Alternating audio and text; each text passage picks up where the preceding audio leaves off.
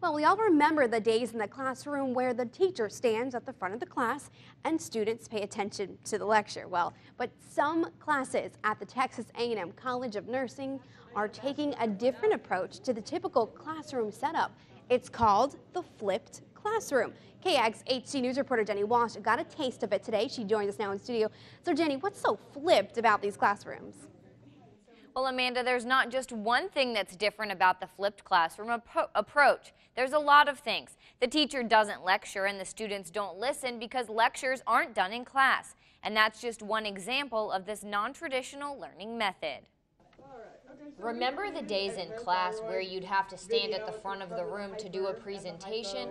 Well, for this group of Texas A&M nursing students, that day is a lot of days. It was a new approach for me. I haven't learned with that method before, but I found that in the process of putting a presentation together where I was going to be teaching someone else, I became more passionate about the topic. That's what Serena Pick likes about the flipped classroom approach. The interactive learning that comes from doing projects and homework type assignments in class, saving the lectures for home. And then when they come to class, we emphasize active learning, student engagement, and application of that knowledge to actual patient situations. Instead of the teacher standing up here giving a lecture, the students actually take on that role, teaching their peers different lessons.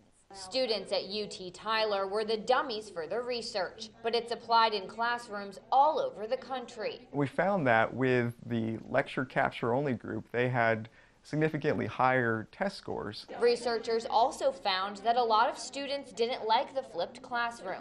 But for Serena, her flipped way of thinking helps her learn. You know, it just helped us to be more comfortable with thinking outside the box and getting more creative. Helping future nurses better explain things their patients need to know.